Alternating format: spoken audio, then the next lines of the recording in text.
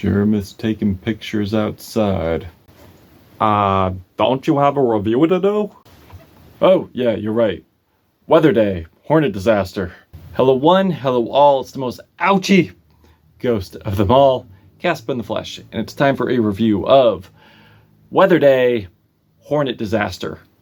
This is the sophomore LP from Swedish music project Weatherday, which is a pseudonym for Sputnik PC, who has been at it for quite a while, but really caught my attention with some singles leading up to their album. And with me being interested in the singles currently, I had to go back and listen to their debut, which I thought was a good project. And it did have some cuts on there that really captivated me, which really I found very enjoyable and I would say would contend with most of modern day rock today. The difference between Weatherday and other projects, though, is they are super lo-fi, super DIY, and I would say that made the record very raw and exciting. And I feel they bring that rawness and excitement back on this LP, this time bringing other elements into the fold, such as post-hardcore. But while bringing post-hardcore into the folds, we're also getting emo, noise pop, noise rock, slacker rock, and some very convincing glitches too. There's very convincing glitches on this LP when it comes to the audio. Like, I swear at like the end of Radar Ballet, I could have sworn my headphones were fucked up, or I had like an incoming call coming to my device when I was listening to it, because when it started glitching out and skipping, I'm like, wait, am I about to get a call? Are my headphones fucked up? What's going on? I would say they're bringing a different blend of emo, not that falling in reverse shit or any of that garbage, no. Because they're bringing something rough around the edges, something raw, something real, something like, let's say, the microphones, Mount Eerie, any really Phil Elverum project, or even like Neutral Milk Hotel. And I mentioned those just to create a idea of how messy, how raw, how noisy these tracks could get. And what really makes this album stand out is due to the fact that no one's really doing the messy, chaotic DIY style, at least not that I could tell. Like, you do have your DIY projects like Joanna Sternberg, Feeble Little Horse, but it's not as common as I would like it to be, but maybe that's what makes it special. And maybe that's a good thing, because I feel if there was a lot of commonality, it would get boring really fast. I feel with the unique mixing, with how dirty a lot of these sound, it's honestly for the best that this comes once in a while. And honestly, I would say it's a breath of fresh air. But of course, you know, we also have Cindy Lee with Diamond Jubilee. We also have, of course, Mount Eerie's last record, Night Palace. So yes, there are artists and bands who are really going against the grain sonically, but again, not as common. And this year, I haven't really heard anything too DIY this year that I would say sounds anything like this. And honestly, they've not really let up from the last EP. They're still keeping it raw. They're still keeping it grimy. They're still keeping it intense. I mean, with the absolutely wailing, ear-piercing guitar arpeggios on Blood Online. Not to mention still keeping those riffs crunchy. So they have beautiful moments here. There is rawness, but there's also beauty within the rawness. But for someone who's not into the realm of lo-fi rock, I would say this may be a good start for them, because I feel with how catchy these hooks could be, there are qualities here that I would say wouldn't scare off a first-time listener. But of course, you would have to ease them into it. You would have to let them know what they're getting into, which is basically why I have my channel, so that way I can just put you on to artists and bands you may not be familiar with, genres you may not be familiar with. But for someone who's not into this in general, I could see how they would be instantly turned off. But if you are that person, just give it a chance.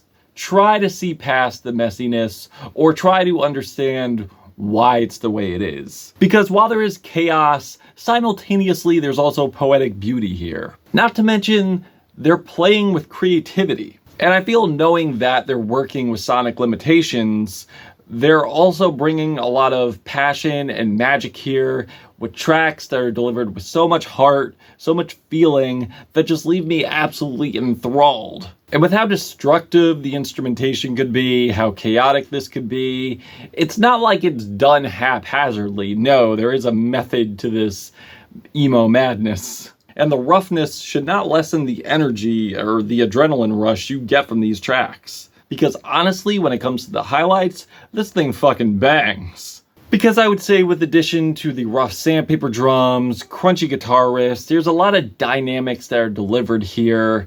And they're delivered and presented with so much heart, so much feeling. It's just a downpour of emotion and guts. And it's just super hard not to be moved by these gorgeous melodies that are brought here. And it's just super hard not to be invested into the melodies or the choruses here because they're so heartfelt. A perfect example would be Take Care of Yourself, which shows how, like, a lot of hooks here, as much as I did like the last project, but a lot of the hooks here definitely have more staying power. They're certainly more memorable. And even though this is a rough recording, I would say there is more space on this record as well, but it does not take away from the raw quality. And I'm noticing more involvement of electronics, but that does not take away from the blistering intensity of this record. Because when it gives you space, it just pulls you right back into the explosive proportions. It's like being in a relaxed periodic dream state only to be woken up by a fiery burst of energy and just brought into the most intense, otherworldly, hyperactive dimension you could possibly think of. And I feel with the structure, with the homespun touch to this record, and structurally, I would say there's like a more heavier, more desolate, more intense, insane Porter Robinson. Especially when it comes to the passages here, like Sputnik just pays so much attention to detail. Like, the contrast that Sputnik brings is just excellent, and the ambition you could definitely feel on the track Hug that has so much anguish and kind of Bright Eyes-esque, but also we get these blood-curdling screams. It's like I'm getting similarities to Porter Robinson, but the anguish of a Bright Eyes. Not to mention the immensely manic, disturbing, blood-curdling scream vocals that we get on this record. And it contrasts gorgeously, and I know that's a weird word to use in this context, but it just contrasts gorgeously over this fuzzy bed of horns. And with the album being as long as it is, with 1 hour and 16 minutes, in this type of scenario, you're either going to get a bunch of short tracks. A few tracks are about like 10 minutes. But oddly enough, the longest track here is about like 8 minutes and some change. And within the time frame under 8 minutes, you're still getting a lot of switch-ups, a lot of memorizing moments and passages. Like, there are some gratifying lengthy highlights like Green Tea Seaweed Sea. Also, I love the thematic tie-ins, the conceptual focus that carried on from the last record.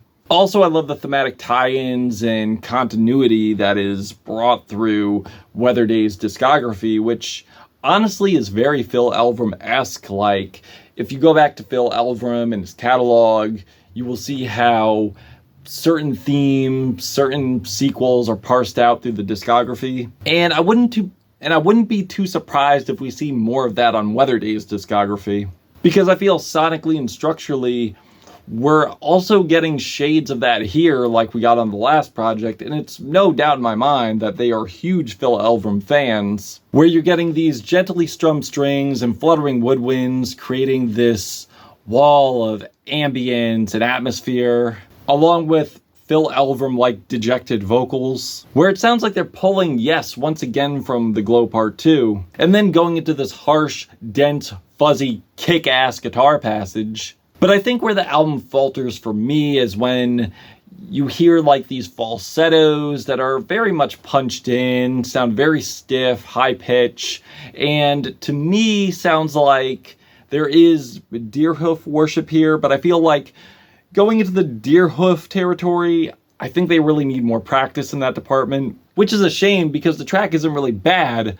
I just think this is not one of their most flattering moments. And while I'm complaining, I could also say, like, there are a handful of tracks here I think could have been left on the cutting room floor. There is, like, a lot of fat here that could have been cut, like the closer, for example. Like the song Heaven Smile could have been left out. To me, it sounds like an unfinished Crystal Castles song, which really sticks out like a sore thumb. I really didn't see the point in it, as yes, it is versatile, and I do give them credit for versatility, but the pacing of this is just way too awkward. It has this false stop that comes in, and the return isn't really gratifying or powerful enough for me to count this as one of the highlights. I mean, sure, it does come in a bit tad harsher than how it started, but it just kind of just drifts off after that. But there are moments here that I think are excellent, continue to amaze me, emotionally compel me. Also, I think they really excel in adventure and ambition, like on the title track,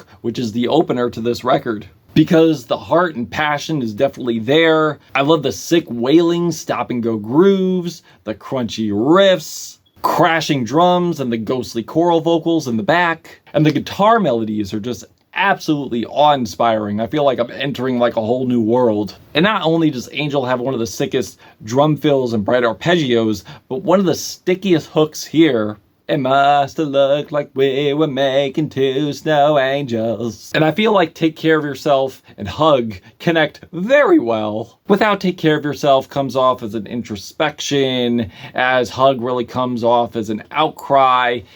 Like throughout this record, you are definitely getting conflicting emotions here, where sometimes you want to feel something, but you don't because you're too down, you're too depressive, you're too emotionally numb, and that really does become a very concerning factor here. While you're in so much of a state of numbness, you just develop the sarcasm, like with these lyrics here, like, good job, sweetheart, you're great. If you die now, it's okay. You're right where you should be. Very much a false complacency and definitely a lot of nihilism here, just spewing from the lyrics. And there are moments here, or a moment here, where you really do get the sense of the protagonist coming to this realization as they're screaming their brains out, saying you'd think you'd feel something by now. And also I feel like they're continuing with this really great modern day rock opera style here, as each emotion, each performance is just like a delineation or contrast of the protagonist's emotions. And Radar Ballet, I feel the production also describes that too, with these descending synth spirals and weeping chords at the end. And Blood Online has these sick, dizzying, blaring guitar leads, which sees our protagonist just mentally checking out. And reading into the lyrics, there is some deep tragedy here, with a sense of someone who is afraid to speak on their emotions, someone who is afraid to vent, someone who sees speaking out as a weakness. And I feel this is from the perspective of them, where they want to stay strong for their followers. Where I feel the cover art really does simplify that. I mean, I had to censor it for TOS, but I mean, you could look online. But in this case, you're like biting your lip so hard, you have to like swallow your pride, and opposed to coming off weak, and opposed to putting on this strong front and biting your lip so hard that you start to create a wound. You're leaking blood onto the screen being social media, the social media being the public. It's very much a genius thematic layered piece here, very layered, very focused. And there is something theatrical going on here, but in a distorted emo type of way, very lo-fi type of way. Like the second half is very claustrophobic, but works very well in tandem with the sonic soundscape. Like with how messy and how maddening each section is, it's very much a description of what the protagonist is going through emotionally. And Polka, which is another standout moment for me, where versatility reigns once again as Weatherday sings this in Swedish. And of course I had to translate the lyrics. Watch out on the hill, or you'll get 1,000 holes in your neck. I'm the one who's left in the end. Ride my sled by myself today. So from what I'm getting, the protagonist is showing some very concerning lyrics here, as they're just throwing caution to the wind, becoming less and less concerned with fatality. But the contrast here is sonically, it just sounds so joyous here and so anthemic, as the lyrics are so dark and concerning. And then there's co-optive calligraphy, which continues the nihilistic centric themes, but you could tell the protagonist is really fighting to feel something here. Like, you could tell there's an understanding of something missing, or maybe someone missing, with lyrics like, "No doubt in my mind I am," "I told you the truth," "This should be my dream scenario, maybe I should adapt some more," "I'm not ready to pinch my cheek." So it seems like the realization of true feelings really do come in here, but it feels like it's mostly in the state of a dream. Like with the lyrical statement of them not wanting their cheeks pinched, as in, the pinch me, I must be dreaming, but in this case, due to the fact that they are serene with where they are, they do not want to be pinched at all. They want to have the idea that this is real and not a dream.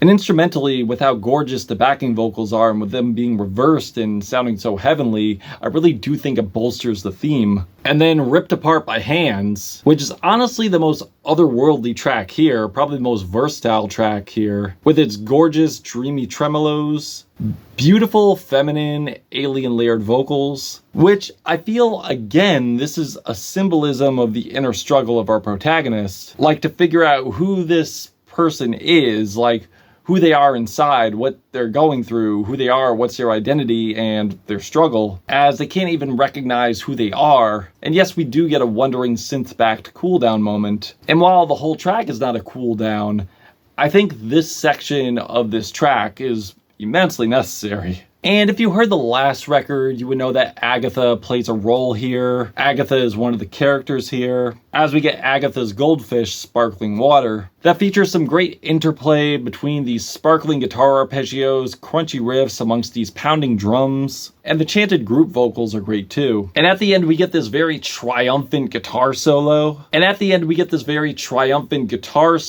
That just breaks into this drumless, beautiful guitar passage. And after the ascending vocals, leads us into this very epic finish. But yeah, honestly, overall, I think this brings more to the table than its predecessor, and still continues to be rough around the edges, has not lost the grime whatsoever. And while still borrowing from their contemporaries, and at points could paint themselves into a corner, or some songs drag on more than they are supposed to, or there are some vocals here that are a bit flawed in my opinion, but I can't deny the absolutely kick-ass moments here. And I can't deny the songwriting's compelling, the riffs are exciting, and structurally there are a lot of highlights that are very well done. And again, striking while the iron is hot, because at this moment, this year, with the albums I've heard, this is definitely one of the most exciting rock albums I've heard this year. It's just so raw and exciting. And probably not going to be one of my favorite LPs of the year, but definitely a very good one. And I'm excited to see what Weatherday is going to do next. I'm feeling a 3.5 out of 5 on this record. If you've checked this out, what did you think? Did you love it? Did you hate it? Why? And that's it. Caspa, Gothic Ghost, Weatherday, Hornet Disaster. Till we meet again.